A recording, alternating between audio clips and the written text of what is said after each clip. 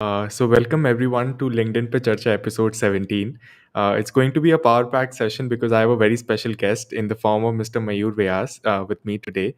And I'm sure you all know him through his post, but I'd like to introduce him to all of you. He is the founder and CEO of Leadflux Martech. He is a marketer, podcaster, content creator, and has built his prolific, presence on LinkedIn. So welcome to the show, Mayur, and it's a pleasure to have you. Thank you, Rahul. Thank you for giving me an opportunity to engage with the audience, and I'm sure we're gonna have some fun here because you also have built a lot of like amazing community in last couple of years here too. Thank you. Thank you so much. And to the people who are watching, we would love to know your names. You can comment down. Feel free to, ask your questions related to personal branding marketing, and I'll definitely take those up with Mayur. So, kicking off the session, Mayur, would love to know how did marketing start for you? How did personal branding start for you? If you can take us to those initial days. So if I have to give you a quick understanding, I am not from a marketing background, right? If I Hmm. go back to maybe 2006, 2007, I was a part of an IT fraternity. IBM was the second organization when I was working with as a tech support executive. I was handling a lot of North American customers, handling servers. Initial days, learned a lot of basically coding. So I was a Microsoft certified Visual Studio developer. I was an Oracle certified DBA. I all did that. But to some, what happened is I was doing this 9 to 5, and somehow I realized that no, this I need to do something else because that's I'm not fitting into. Though I was having an amazing career, IBM was amazing. So I thought let's try out something. Once I left that job, I was experimenting few things, and the first thing that has happened to me is content writing. So I got an opportunity from a US client when I used to write a content, and that was completely non-tech. And I did this Hmm. for a year, and since then, since through my curiosity, I asked a very simple question to the client that did my content are actually helping you? And he said that hey, we are generating good organic results, and that too I'm talking about 2011. And from Right. there, I asked clients that, hey, what do you mean by organic result? And then he introduced me to SEO. And then after that, life changed. Then I Hmm. started learning a lot of things. In fact, client was teaching me SEO. We were executing the strategies way beyond or way before it was happening in India. So that's how actually marketing happened to me. And everything that I learned after that was just a question from my client saying that, hey, can you do this? And I always Hmm. said one thing to them saying that, hey, I don't know, but surely I can figure out how to do it. So that's how Right. marketing happened to me. Right, absolutely, and that's a great journey, as you said. It dates back to 2011, wherein I'd like to believe that not many people were aware of this digital space, and a lot of concepts were not even existing at that point of time. So my follow-up question on that is, how do you think marketing has evolved over a period of time? What differences do you see in 2011 marketing scenario and 2022 marketing scenario? It has changed a lot. If I have to take you certain things, let's say in the early days when let's say Google was there, right? So Hmm. majorly marketing used to happen for Google as a search engine, and then the Right. SEM side of it, and a lot of cold emails and a lot of other exchanging and messages, right? But that too, again, it's more of either you can say more on the SEO side, more on the search side as well, and content was just taking its place where, so though that time people used to call content as the king, but then it's evolving, right? So Hmm. when I see that in 2011 marketers, even search engine was not evolved. Even if you look at social media, it was just for fun. It was just for fun. I don't know whether you know that, but there was a social media called Orkut. So we all started Right. journey from Orkut, and this is how, like, there were other social medias as well. So one thing that I feel that marketing has evolved in such a way is a lot of content driven approach has started to happen. A lot Hmm. of personalization is now happening. A lot of micro niche content are being created, or you can say more user centric content are being created right now. And a lot of, as I said, AI and ML is actually changing the way we do marketing stuff. So a lot of pragmatic marketing is now coming, where you see a lot of content which has been served to you only, maybe Right. your behaviors and all these things. But yes, fundamentally what has happened is it has made marketer more aware about their target audience, rather than creating content at large and see that who can come to us. So right now Mhm. it has evolved in a lot of way, but yes, as a lot of personalization, AI/ML has taken its way. Right, absolutely. And that's a great answer on how, it has evolved and it keeps evolving. That's I think the fun part of it in marketing. Now, when did personal branding happen to you? When did you realize that okay, LinkedIn is something which I should be serious about? So, see, normally what happen is, and it has happened with, I think, many, you can say, agency owners or freelancers. When you work on clients' account, you a doesn't get much time working one, because you're in a, you have your bills to pay and you work on certain clients. And for almost, if I have to talk about 7 or 8 odd years, I was just maybe focusing on Facebook, and it was just for the personal Hmm. use. I was not using it for a professional thing. LinkedIn itself I was using more is to just find out who's doing what and who's who of the businesses and all these things. Hmm. So the things changed during the pandemic, when I was also trying to work on building up certain other pipelines for the Hmm. businesses. And that's why I discovered that there's a lot of commotion happening on the LinkedIn side. Though I was using it for my clients for a lot of, because I work in a B2B space as well. I was using LinkedIn, searching a lot of things. But then I decided that, okay, let me just try and share whatever I observe. So basically, if you look at initial days of my LinkedIn, that was mainly I used to write a lot of my personal behavioral stuff, my personal observation that I normally do with my clients and all these things. So I actually started doing that. Let me just share with people. Let's see how that Sure. happens. So that was, so personal branding was not the agenda to begin with, and I think majority of us would have started the same way, that let's Right. just try and build community, let's just engage with people. So that's how I started, and sharing a lot of things on LinkedIn. I still remember I took one training with one of the IT company based out of Ahmedabad. So I think that was my first post that actually touched 100 likes, and I said, yeah, things are moving in the right direction. I'm building my community. So it was, when I started, it was just like, let me just share whatever I know. There are many Hmm. people who still want to go through that journey, or if I can help them to reduce their learning curve. So that's how LinkedIn Hmm. happened to me. And over a period of time, I feel that okay, the community is going much bigger. And Right. I'm a personal believer on something, that you can't build a personal brand. Basically, it's you, right? You Hmm. can't build something. If I am Mayur Vyas and if I think in certain way, I'll try and that, so my LinkedIn will resonate in. So you basically don't build that in that way. Basically, you are that has become your extension over a period of time. So that's how I Right. feel that LinkedIn has become an extension of Mayur Vyas and what I thought, and the community that I'm in. So that's how actually things are happening right now. Right, right. And I completely agree that it starts with not realizing that you're actually going into personal branding, but over a period of time you figure that out.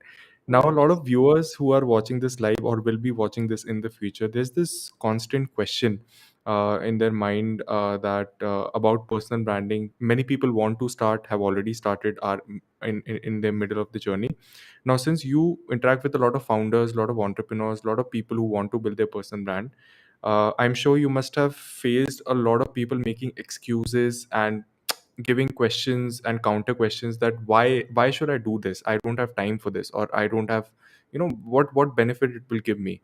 Hmm. So what are some of the common excuses that you face, not excuses but counter questions that you face, and what is your insight on those? So, people who understand their business and people who understand the power of digital, right? Hmm. They don't have this question. They will straight away ask you certain KPIs, that, hey, what are the measurable KPIs, or what things that is achievable out of this. So, they give you that kind of question. But those who are Hmm. completely completely blank on what LinkedIn can do or what other social media can do will have their questions. I because if I when you talk to any entrepreneur, the one quality that any entrepreneur has is they don't actually say no to anything. They would love to explore. Hmm. So even if I go and talk to a lot of founders, they might ask me relevant question rather than resisting to my point saying that why should I build it. Their why Hmm. is always that what if I build my personal brand, or what if my build my community on social media, what am I going to get? So that's basically a question I get from founders rather than asking me saying that why. So the why is very different from founders. Yes, there are Right. founders who go, in fact, we also work in certain traditional segments. So we are recently started working with pharma segment, Hmm. and since pharma runs on majorly because there are very you can say more I should say a close network of pharma companies and all these things. But now to acquire a lot of new market, they are also opening up. In fact, that inquiry come to us through our website, and that was through SEO stuff. So we Hmm. didn't reach out to them actually. So that was again a surprising thing for us, saying that yes, these also are people now thinking to build their personal brand on LinkedIn. And since I also have a like background of other digital marketing things, so we help them to build other social media and other aspect of lead generation. So the why is very different from a founder's side actually. Right, right. That's a great insight, and I believe that, as you said, pharmaceutical. Even I've seen some textile industries, now coming to online mediums and trying to build their personal brands now. The founders are trying to build that, so it's a huge, huge shift that has come in the personal branding space, as well. Now, since you must be seeing a lot of like, there's a talk of the town on LinkedIn that LinkedIn now is very different from what it was in 2016, 15, or in that period, or maybe 2018 as well. What do you think? Do you think people are going wrong? Some content is going in the wrong direction, or what do you think is that makes you feel sad about the current scenario, or are you not sad? So basically, if you see, there are a lot of people are talking about that LinkedIn has become a Facebook 2.0. Mm, mm, And to some extent, if you observe certain content, you feel that it should not be the part of this. Or let's say, for example, even if people are going and publishing it, one thing I have been constantly observing, I think couple of days back I also did a post on that as well. The problem right. is if you try and give advice to people to certain domain or to certain roles which doesn't even belong to you. So let's say tomorrow you, Mm, and that is only happening because there's a mass people. Let's say for example, tomorrow there are people who get 20,000, 30,000, 40,000 likes just because saying that please send a rejection email, right? Like, yeah. and if you Yeah. go and check their profile, they are basically freelancers, or they don't even Mm, know what the rejection email is and how HR processes are. They may be final year in the project just because they want to gain some followers, just they become want to gain some likes. They are posting it, so they have to understand. See, LinkedIn is a professional network.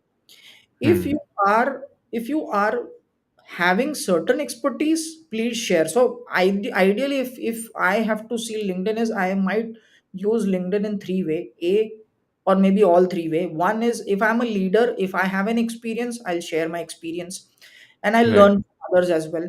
Second is I might go ahead and report something. So let's say there is a lot of startup buzz happening. I read a lot of research material and I curate that content and build a community so that that community doesn't have to go through that many of content to understand it. And third is again I will go ahead and share a lot of insight which I learn from people.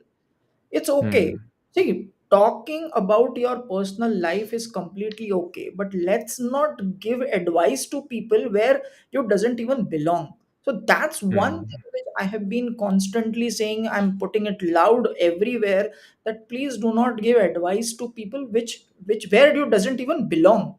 That's the right. only challenge I see. Otherwise, that's okay. It's again, if it is a Facebook 2.0, I'm okay. People are putting their personal stories. That's okay because at the end of the day, if you talk about recently a LinkedIn's career creator accelerator program as well, they are actually creating content on personal side.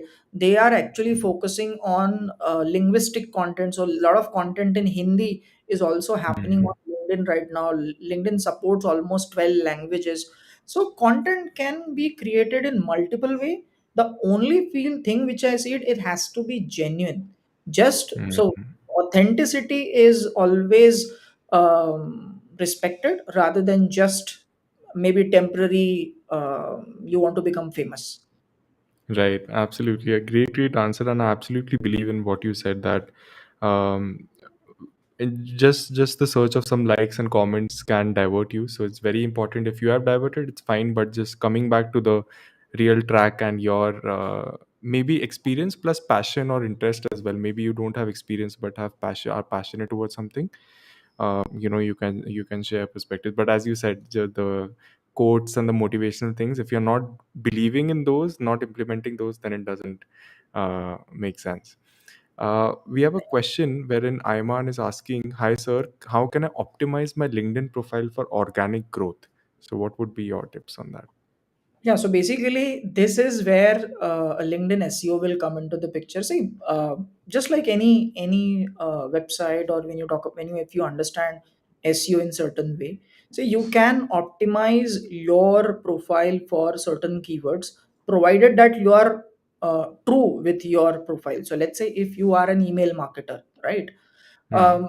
LinkedIn profile works as a funnel. So it starts with your hero section. When I say hero section, is your header and your photo and your headline and all these things. So make sure you narrate your story, or at least tell people what exactly you're doing. Make sure you have right kind of about section, which is where people make mistakes. People go and write about maybe all sorts of stuff, but rather than talking about who they are and what they can help you. So basically your about should talk about saying that how you can help your potential customers, or what problem that you solve, and that should have certain keywords which you are trying to focus upon. And Right. you have certain experience, mention it very well, add a lot of right skills. If you are able to get certain recommendations, definitely get that. And that's how you optimize, you build that keyword for you. And again, experiment and experiment. So if you're Right. not able to get the right result at first go, optimize it. There are a lot of tools available which will tell you that what is the kind of profile strength you have. Luckily we are in a process of building up our own tool right now, since basically the company is Leadflux Martech, so we will be shifting towards a lot of product in next maybe a year or so. You will guys see that we also have our own products now in place, since we are Right. working with clients. So there are a lot of things happening, but yes, organic thing definitely can happen. It's just that you need to have the right kind of keywords in your entire second. But again, don't go ahead and spam your profile with that keyword, because it's not Right. gonna work. Absolutely. Some great tips on optimizing the LinkedIn profile, and I believe is the need of the hour because that is the first step towards, I think, networking or any kind of opportunities that come in through LinkedIn. Now, when we're talking about LinkedIn profile, now you are founder, you have had, such a prolific experience of hiring people, interacting with people, and understanding people. So when you look at a LinkedIn profile, does it make any difference? Like, do you evaluate it in a certain way that, okay, I can trust this guy now? Or what's your process of actually evaluating profiles on LinkedIn as a founder? So, LinkedIn is a great place where you find out that what is the background of the person, right? What is the Hmm. kind of project they have handled, or what is the kind of organization that they have worked. So, normally, because since people do not have a lot of good LinkedIn presence, because they don't know. Sometimes, if you are in a Right. 9 to 5 role, you always in a hustle of working in that 9 to 5 thing. So the first thing is to try and understand their about section, because the way you are able to explain yourself, you'll be able to tell people that what is the kind of impact that you are making. So if you write Hmm. that I am a digital marketer, rather than you write saying that I have helped these clients and generating this much of revenue, that is a great way. So a understanding their about, reading their about is very very important. Right. Second is I go and look of some of the recommendations. If they have Mm. recommendations, and again, if I go and check their received recommendation and given recommendation, Given. they have same, then that's a big no for me, because then it's a barter that you are doing. Basically, it doesn't happen anywhere. If you Right. look at my profile, maybe only one guy would have just given me a barter because we were working in an IBM together, but all of the kind of recommendations that I have given and I have received, it's completely different, right? Right. Make sure you check that, does it even like fall into category of reviewing it, because if it is a barter, then it's a big turn off for me. So I check that. And if there's a great place, you can add a lot of LinkedIn projects. You can add projects that you have already done with your clients, or maybe some of the other 9 to 5 things. So if you have added it, I think that's a first level of filtration that I do before I go and hop on a call with anyone. Right. Sometime sometime it has also happened that there was a very awful LinkedIn profile, but I still give it a shot, saying that okay, let me just have a one, because I've already talked to 15 people, why not the 16th one as well? But it Right. has happened reverse as well, the 16th one, with the worst LinkedIn profile, and we hired that girl. So that has also Mm. happened. So the idea is always take a balanced approach.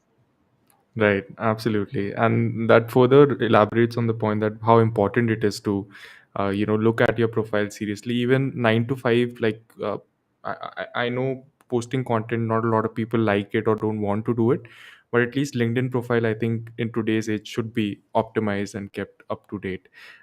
So that's a great way. And now, in the end of the session, I have a fun rapid fire round for you, wherein I'll be covering some. I don't have a hamper, unfortunately, but so I'll be covering some technical questions and some questions based on your experience and your vision.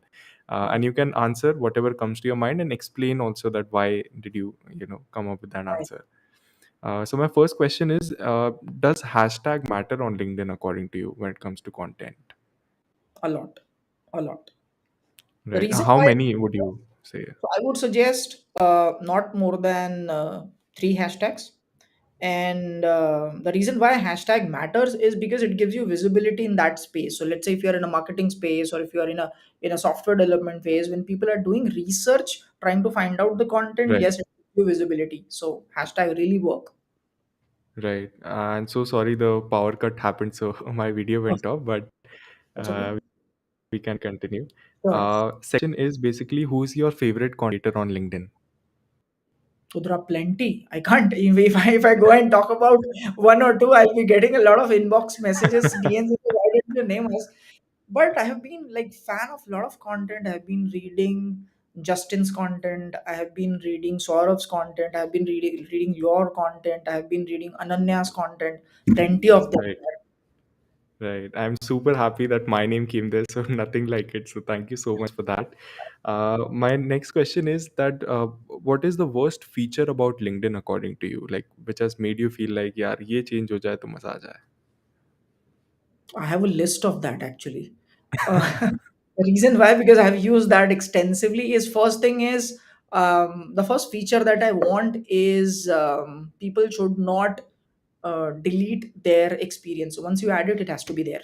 The reason why is, जाए? I have seen people doing this and forging a lot of things. It's okay if you want to add as a gap, do it. But Right. if someone has worked in an organization for 2 months and they just delete it, basically, I don't want that. Mm-hmm. Let's be honest. Right. Like, if you're applying to somewhere, tell them that this was exactly a problem, right? Because Right. we're living in a 21st century, and life can be unpredictable as well, right? Businesses can be Absolutely. unpredictable. You join something, you another good feature that I learned from LinkedIn is, for the Mm. all content creators, is basically pinning your own comment in the content section, because it get Yes. lost. Very Right. important thing that you're trying to tell them, or tell them, and allow LinkedIn should allow us to pin that. Right. And absolutely when you can't put external links in your content because it reduces the reach of that post because LinkedIn Right. apparently doesn't want people to go outside their platform and view other stuff. So I Correct. think that's a very valid point. My last question to you is, what is your personal vision in life? What do you believe that you want to achieve? Maybe with personal branding, marketing, both, or anything. So I have like everybody else, I have a bucket list. When it comes to Right. professional life, again, Leadflux Martech is something that I'm trying to build. We want to be the market leader in next couple of years with a lot of tools in place because we want to disrupt the market. So that's again whatever we are doing on a service front right now is to test the water in terms of various ways that how LinkedIn has been treating our clients content, our content and all. Then we want to turn this into more of a product company. So professionally we are looking Hmm. forward to a growth for a as a product company. Along with that, I have a couple of more you can say project in pipeline, which is again my Right. another. If you look at my LinkedIn profile, I'm a sales and marketing head for a company called Millennia Ahead Technology. That's my other venture with my co-founder Praveen, Right. and we're trying to disrupt another industry, which is beauty industry. So we are working towards that. So these are the two goals that we are setting up in next 3 to 5 years. Right. Personally, a lot of anything. I don't want to work actively after 45. So that's I still Hmm. have 7 years, but I will not be working after Right. actively after 45, spending time with family because that has been the case that since I have been working, like I have started Hmm. working at the age of 21, Right. and very limited time to the family. My daughter is also growing up now, so again Hmm. spending a lot of family time and giving them enough attention is what my personal thing is. Right. Absolutely. I absolutely pray to God that all this happens and we are all rooting for you. So this brings us to the end of the session. Thank you so, so much, Vayur. One of the, by far, I would say one of the most insightful sessions. I can say that. So thank you so much for sharing your insights with all of us. Thank you, Rahul, for having me in this show. You have been doing amazing work because I have been observing your LinkedIn for Charcha and all these the content that you're creating. And I'm Right. sure in the coming days we'll be also hosting you for my podcast because I'm also coming up with new kind of formats now. So see you Right. there as I'd well. love that. Absolutely, I'd love that. And to the audience, thank you so much for coming in and watching this session. Anytime, any doubts about personal branding marketing, you can reach out to both of us. We'll be happy to, answer your queries, your questions. And until then, goodbye, and we'll see you next time. Thank you so much, guys. Bye bye, friends.